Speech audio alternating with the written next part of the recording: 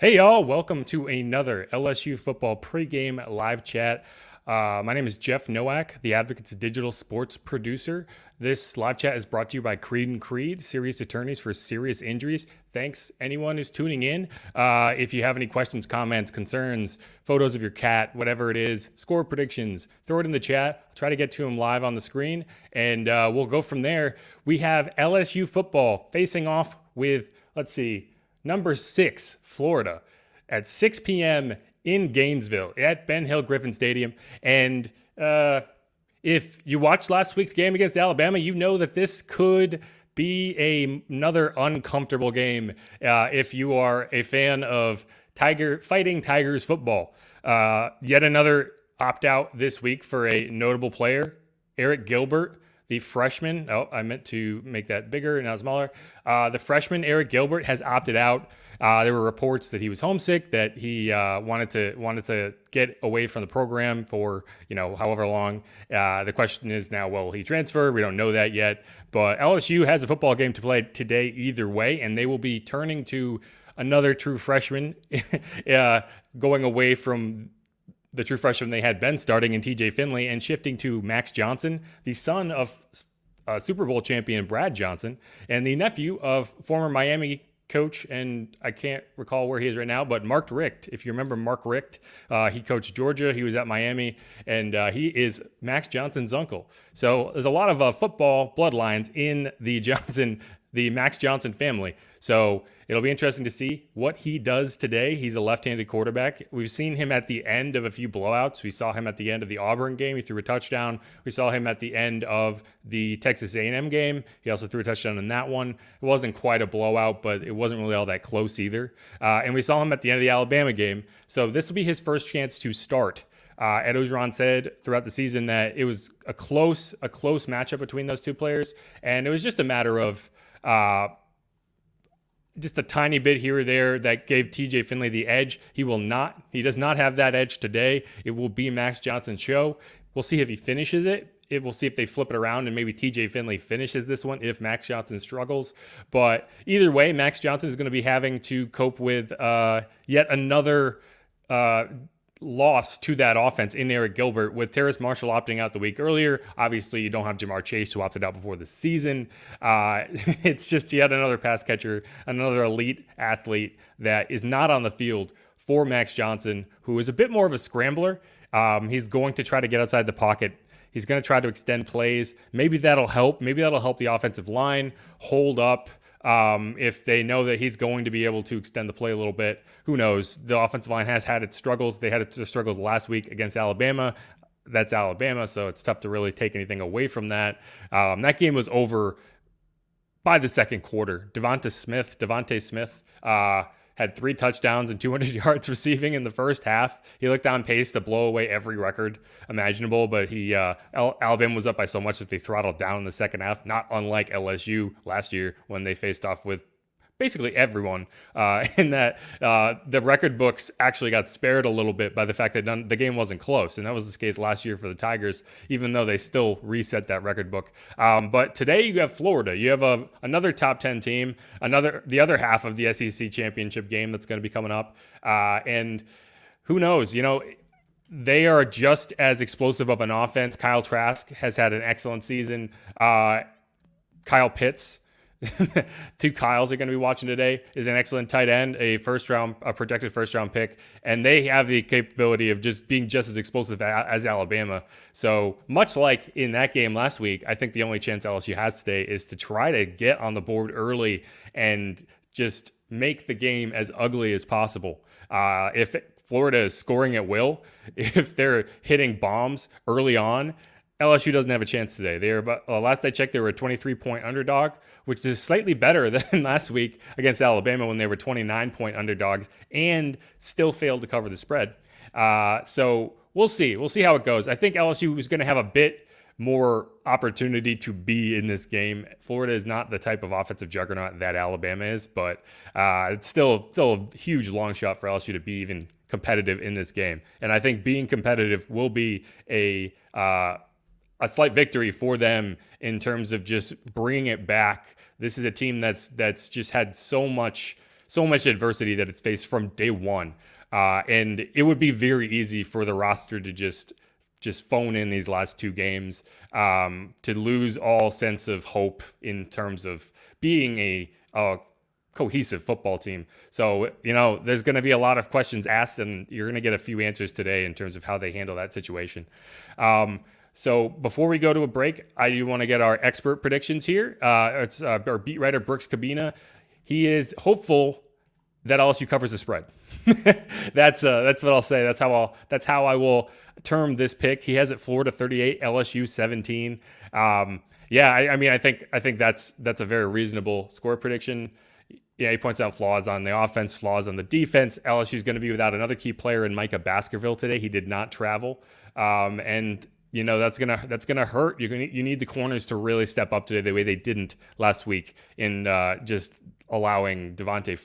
I keep wanting to call him Devontae Freeman, the running back who played for the Falcons for a long time. He is not him. He is Devontae Smith, a Louisiana native actually, from Amite City. And going back, you need Derek Stinnie, you need Cordell Flott, you need Eli Ricks if he's playing today. He was out last week with an injury. We'll see if he's back in the flow today. But you need those guys to hold up. You need them to be able to shut down the wide receivers on the outside so you can focus on the interior and make sure you stop the run. And they just couldn't do that last week. So I don't think Florida has the type of athletes to get over the top the way Alabama did, but we'll see. Going down a little, I can tell you up front, these our score predictions are not very optimistic. Scott Rabelais has a similar margin, 41-17. He has them just right. He has them covering the spread too, but a little bit closer. Going down, Wilson Alexander, 42-20, a little closer, still covering the spread. If you're a bettor, our expert picks are in your favor.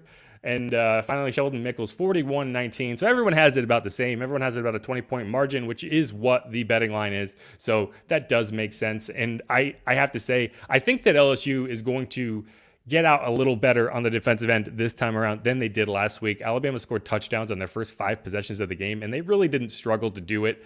The LSU came close to a stop on the goal line. They almost forced a turnover, but they overturned it on review last week, and that really, that was the end of the game. When Alabama went down and scored touchdowns easily in their first 3 possessions, the odds of LSU getting to the 25, 30-point mark are so slim to begin with that when you get presented with that situation where you're down by 10, 14 points in the first quarter, the first half, they're just not going to be able to push that boulder up the hill. They need to keep this a low-scoring game and keep it ugly, force turnovers, get to the quarterback, put Kyle Trask on his back. And if they can do that, they have a chance. But if it starts the way it did last week, no. We're going to go to a quick word from our sponsors, Creed and Creed, and then we'll come back and I'll get to some of your comments, questions, and the like. This is not a dramatization or a paid testimonial. I'm Christian Creed, and let me tell you, car wrecks can wreck lives. As a former insurance adjuster and as a licensed accident investigator, I've handled hundreds of accident claims. If you or a loved one have been involved in a car accident, no matter how big or small, let me put my experience to work for you. Call Creed and Creed. We're serious attorneys for serious injuries.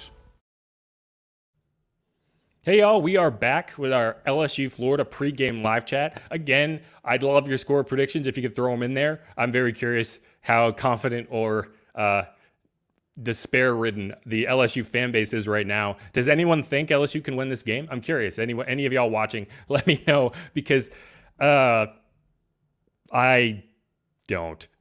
You know what? I do. I think there's a point in every college football season where it's kind of a come to Jesus moment where you either decide whether you're tough or you're not. And this is it for LSU.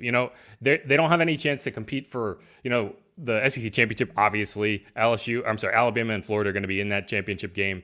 They don't have any chance at a bowl game. They self-imposed a bowl ban this week. You can infer whatever you want from that. I personally would say that this was a convenient thing because I don't think that they're going to be in a situation where they could even field a roster for a bowl game, considering the situation around the team. You have to, bowl games are always a situation where you have NFL draft prospects opting out to, not risk injury in a meaningless game and get ready for the draft, get that extra time. And that would probably happen again this year with a few more players with coronavirus on their mind. So, would they have even been able to field a roster? Would they have accepted a bowl invitation if they got one?